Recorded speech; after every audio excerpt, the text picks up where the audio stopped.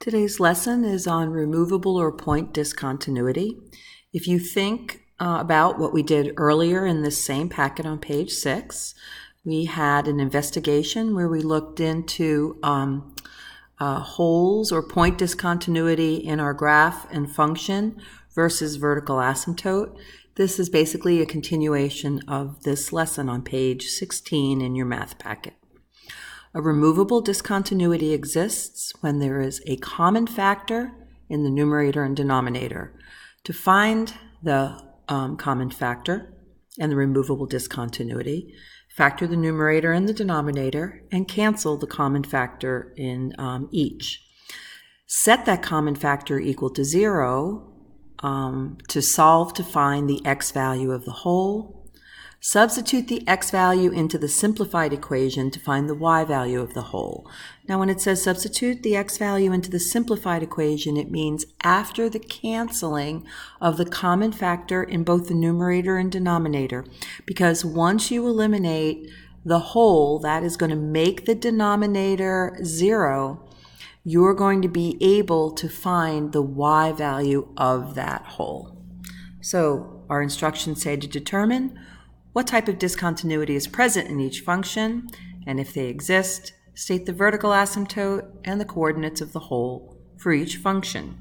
So step 1 is to factor both the numerator and the denominator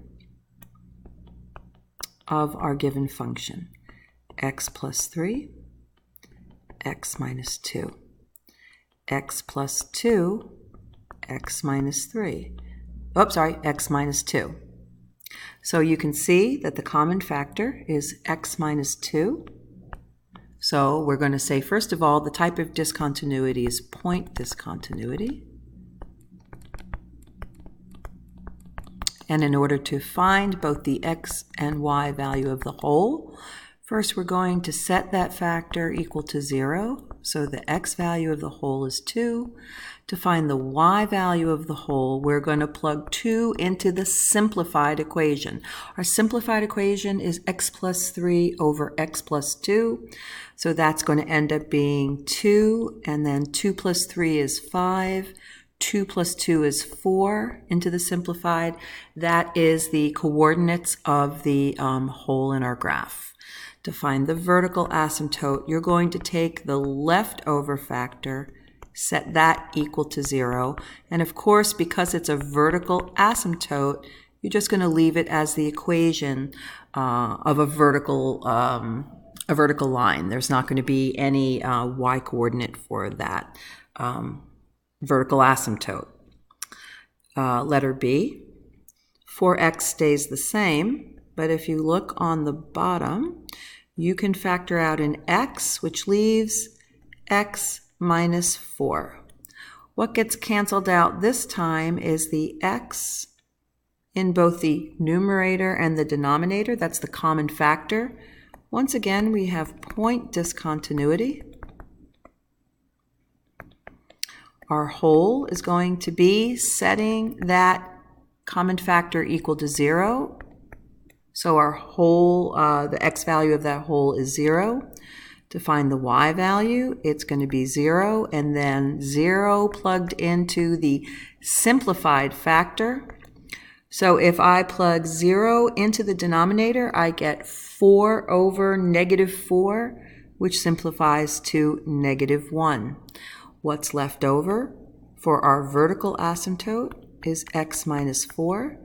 Set that equal to 0. The equation of our vertical asymptote is x equals 4. Moving on to letter C, we're going to factor both the numerator and the denominator. It looks like I'm going to have to do both GCF and factoring a quadratic in the denominator. But let's start first by factoring the numerator, factoring an x out of the denominator,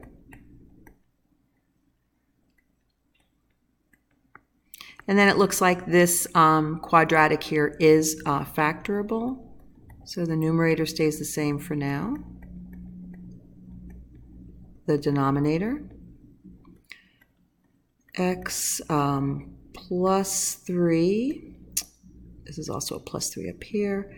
And x minus 2 is the factorization of x squared plus x minus 6. What cancels out is x plus 3, x plus 3. That's our common factor. X plus 3. The discontinuity is called point discontinuity. And to find the whole, x plus 3 is set equal to 0.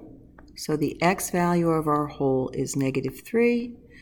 To find the y value of the whole, it's negative 3, f of negative 3 into the simplified equation. When you put it into this part of the equation here that has not been canceled out, you get negative 3 as the x, negative 2 over 15 for the y value. The vertical asymptote is going to be the 2 leftover factors in the denominator. So our vertical asymptotes, one is going to be x equals 0, and then for x minus 2 equal to 0, the other vertical asymptote is x equals 2. Last one. Factor out a 6 in the numerator to leave 6 plus 3 as the other factor. Factor out an x to leave x plus 3 as the other factor in the denominator. The factors in common are x plus 3. So again, our common factor is x plus 3. It's a point discontinuity. And to find the whole, we're saying x plus 3 equals 0. So x equals negative 3 again. When we plug negative 3 into the simplified form of the equation, that's going to be the part of the equation with the common factor already canceled out. It's going to leave us with 6 over negative 3, which simplifies to negative 3 for x, negative 2 for y. What's left over for the vertical asymptote is x equals 0. That's the lesson for today. Your homework is page 17 for practice. Your quiz is on Thursday. It's on pages 1 through 17.